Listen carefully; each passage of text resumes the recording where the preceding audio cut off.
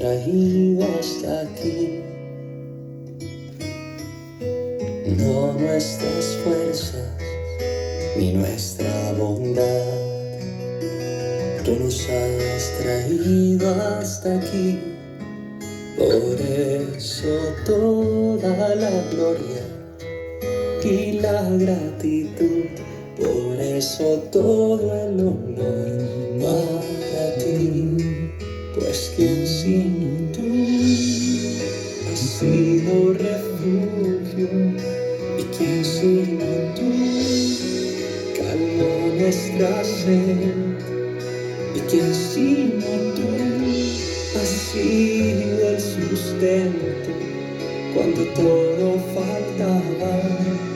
Señor, sino tú que por siempre eres fiel.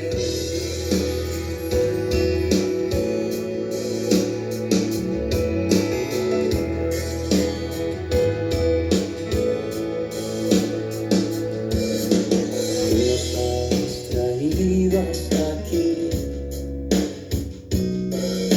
tu viento ha soplado con poder y verdad, y hasta donde bien nos quieras llevar, que nosotros hable tu voz y brille tu vida, y venga tu justicia y tu paz, pues que si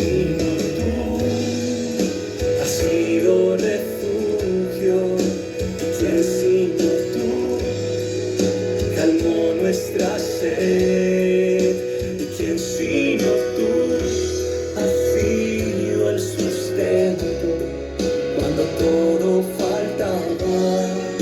Señor, sino tú que por siempre eres fiel, y quien sino tú que nos dio su palabra, quien puso sus sueños en el corazón, quien edificó con sus manos la casa y plantó la semilla. Señor, sino tú traspasado de amor.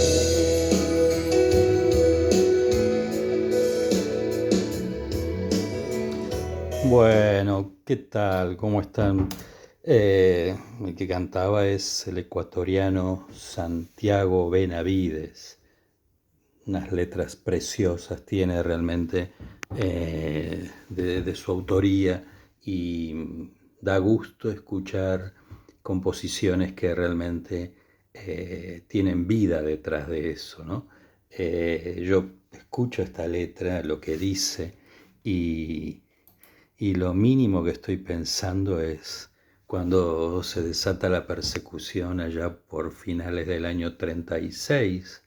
El Señor ya había resucitado 2 años y medio antes, y estando en paz, reunidos, juntándose por las casas, habiendo dejado de ir a las sinagogas, ya no escuchando más a la ley y a los profetas, sino que ahora la palabra profética más perfecta estaba morando en los hermanos, comiendo entre ellos, no habiendo necesitado entre ellos, en medio de esa tranquilidad y de esa alegría, donde 2 o 3 veces fueron los apóstoles, algunos de ellos arrestados, azotados, pero que estaban gozosos de haber padecido por el Señor, y seguían yendo día tras día al pórtico de Salomón, lo que sería la casa de gobierno de este país, o la Casa Blanca, o la Casa Rosada, como se le quiera llamar.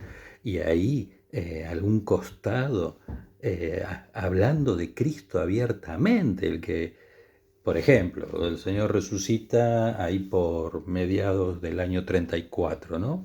En abril, no, mediados no, abril del año 34, siempre lo digo en calendario gregoriano. Imaginémonos que era septiembre, octubre del 34. Pedro, Bartolomeo, Juan, Marcos, Matías, el apóstol número 2, el que reemplazó al que se ahorcó.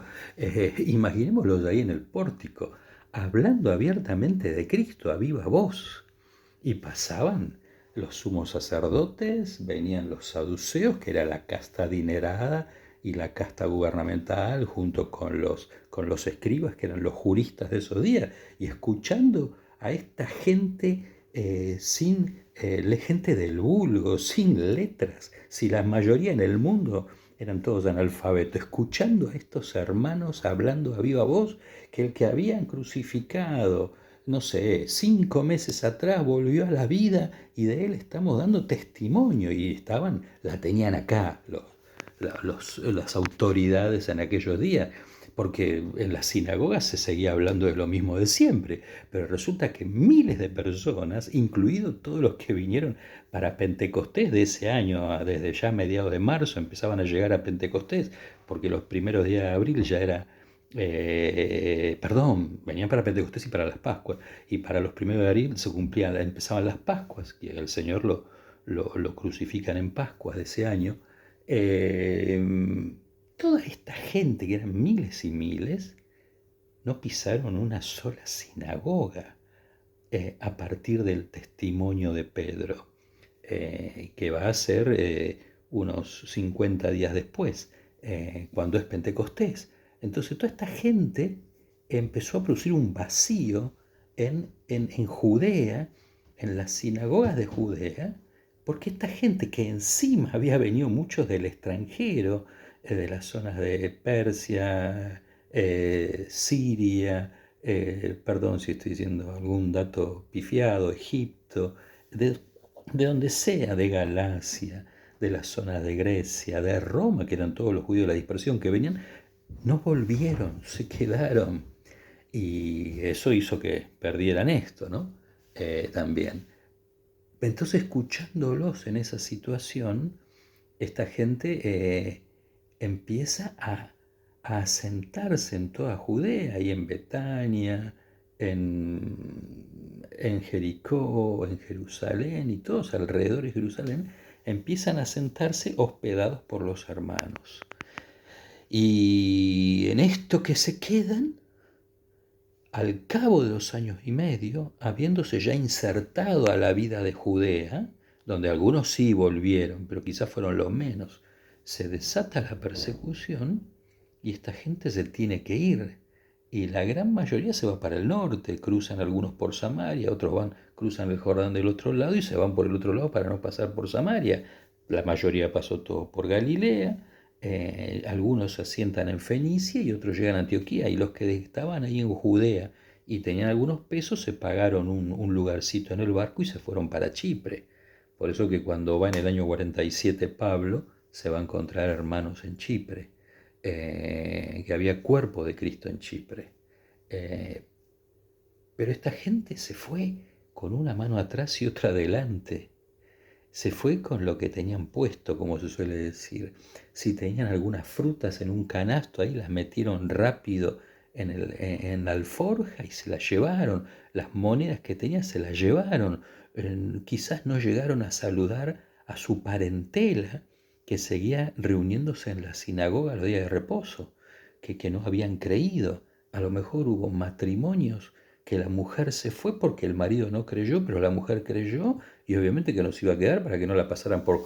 ¿Viste?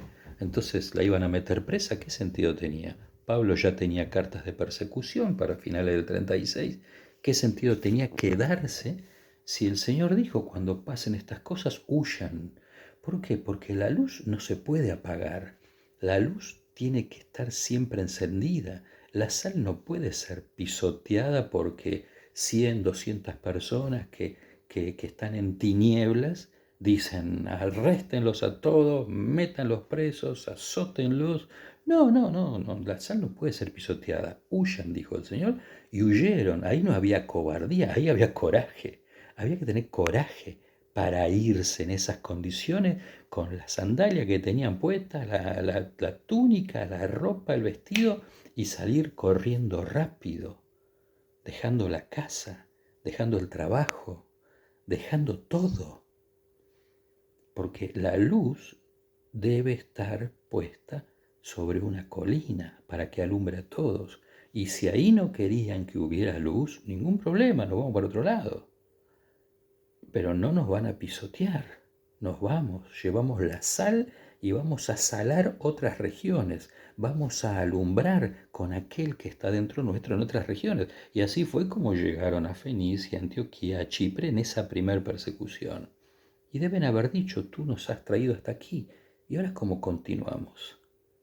Porque no le llevó 2 o 3 días, no se tomaron un tren bala de Judea a Antioquía, no tenían Uber, no tenían camellos, no tenían caballos, era todo en dos patas que se iban huyendo. ¿Qué comieron? Sí, pudieron haber arrancado dátiles de ahí, de algunos árboles.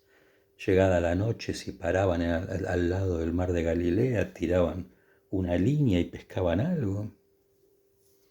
Si pasaban por algunos olivares, arrancaban unas aceitunas, a lo mejor algunas manzanas, algunas frutas que se encontraban durante la marcha. Pero ya no había más mesa para comer, ya no había más una antorcha en la casa alumbrando, estaban o bajo la lluvia, o bajo la luna, o bajo las nubes, o bajo el sol. Estaban a la buena de Dios y el Señor los iba llevando. Posiblemente esta gente, al margen de que era un país conquistado Israel por Roma, no hubiera soñado que unos meses, unos años después, iban a tener que huir por causa del Señor. Pero el Señor dijo, si alguno quiere ser mi discípulo, niéguese a sí mismo y tome su cruz y sígame. ¿Pero qué comieron? Yo comenté en el audio anterior que el Señor hizo cosas muy llamativas, multiplicar panes. Primero al norte, el primero que se hace en el segundo semestre del segundo año, al norte del mar de Galilea y luego al año siguiente, ahí por mitad del tercer año, al sur de Galilea, 5.000 que comieron al norte, contando, incluyendo todas sus mujeres y sus niños, los 4.000 que comieron un año después, al sur la multiplicación que hizo, añadiendo todas las mujeres y niños. No se sabe de otra multiplicación de esa magnitud, ni siquiera de 100 o de 200 hermanos. ¿Habrán pasado hambre esta gente que se fue huyendo? ¿Qué comieron? Pero ellos decían, Señor, vos multiplicaste el pan hace 3 años atrás, pero ahora el pan del cielo estaba morando adentro de ellos. El pan verdadero estaba habitando en su espíritu. Y ellos aprendieron a estar saciados como a pasar hambre. Ahora, no es que no se pasaba hambre en aquellos siglos. A veces era normal estar un par de días sin comer. Pero una cosa es un par de días, 3 días sin comer, que a lo mejor arrancaban unas espigas, metían unas espigas y con eso la iban piloteando. Y otra cosa es estar 2, 3, 4 semanas, 5 semanas, dependiendo de lo que se encuentren en el camino. Pero el Señor dijo que no se preocuparan por qué iban a comer o qué se iban a vestir. Él los preparó para ser personas a todo terreno, igual que nosotros. ¿Quién de nosotros no hemos pasado alguna vez una situación de carencia absoluta? Yo recuerdo haberme quedado sin trabajo 25, 30 años atrás y sí, tenía unos ahorros.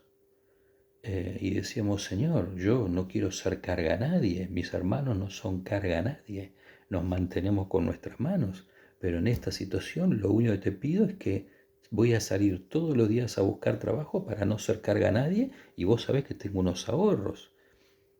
Pero estoy hablando de aquellas épocas donde ni siquiera nos íbamos de vacaciones, porque ganábamos lo justo para poder llegar a fin de mes, tener trabajo todos los meses, llegar a fin de mes y así seguir año tras año. Pero en un momento me quedé sin trabajo. Y lo que voy a decir seguramente le pasó a montones de hermanos. y matrimonios que se han quedado sin trabajo y de repente les suena el timbre y viene una hermana o un hermano con una bolsa de comida. Y a mí me pasó. Yo estoy seguro que a algunos que están escuchando esto también les pasó. El Señor los mandó. Ahora, a nadie le gusta estar siendo carga a otros.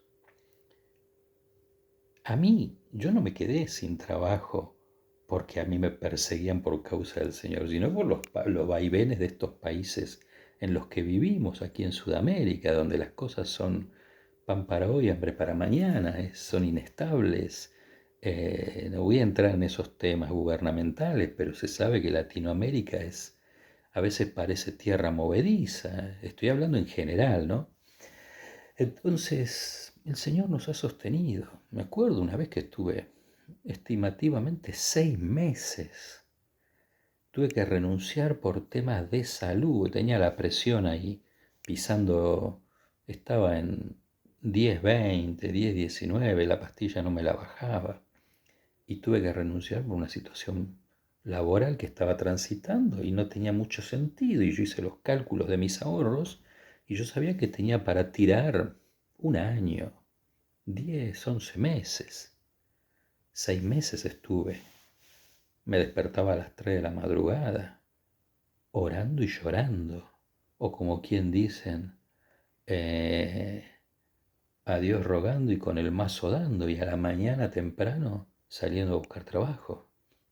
6 meses fueron.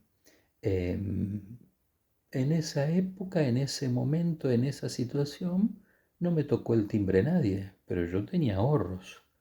Pero los ahorros me los estaba comiendo para sostener a mi familia.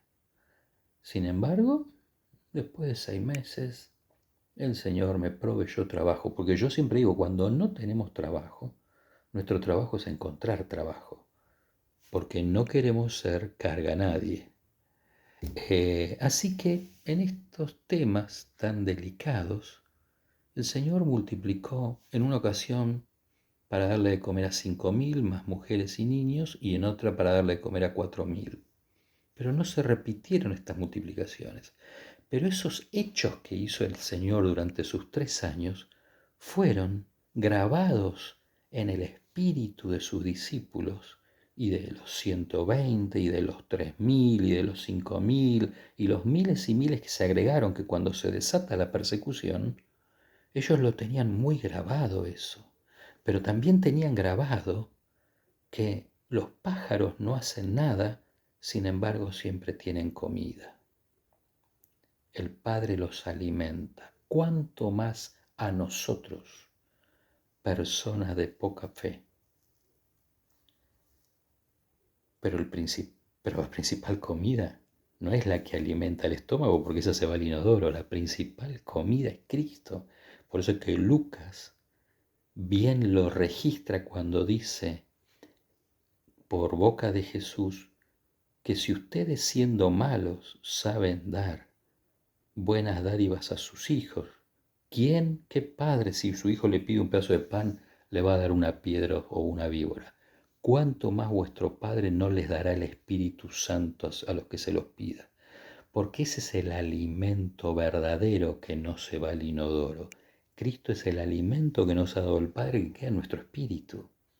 Y ese es el alimento que cuando Jesús fue al Jordán y Juan ve que desciende el Espíritu Santo y está sobre Jesús y luego se empieza a ir y entra en Jesús, aunque no lo dice, es obvio que entró porque Jesús después decía, el Padre que mora en mí, ese Espíritu que entró en Jesús, que es Dios mismo, es el que lo sostuvo 40 días sin comer. Y es muy posible que en los comienzos de las persecuciones, por finales del 36, el mismo Espíritu de Dios haya sostenido a todos estos hermanas y hermanos que tuvieron que huir por las condiciones dadas de riesgo de vida, porque querían pisotear la sal, la buena sal, no la que se dejó estar, la que perdió sabor, la buena sal, la buena luz, que Cristo adentro nuestro es la luz que ilumina. Y bueno, el Señor dijo, llevaré mi cuerpo para otro lado. Lo llevaré para Chipre, para Fenicia, para el norte de Galilea y seguiré y llegaré hasta Antioquía. Y así lo hizo, ¿no? Así que, ¿quién sino tú has sido refugio?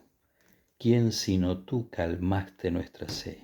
¿Quién sino tú has sido el sustento que cuando todo faltaba, Señor, tú siempre por siempre eres y has sido fiel?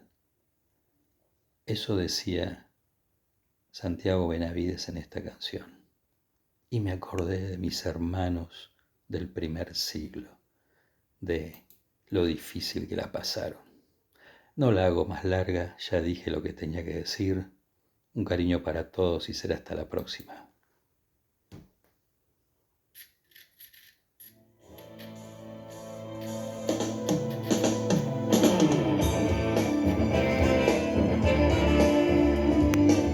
Este es Rescate.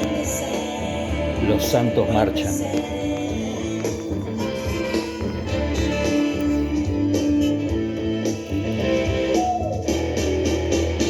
When the saints go marching in, when the saints go marching in, when the saints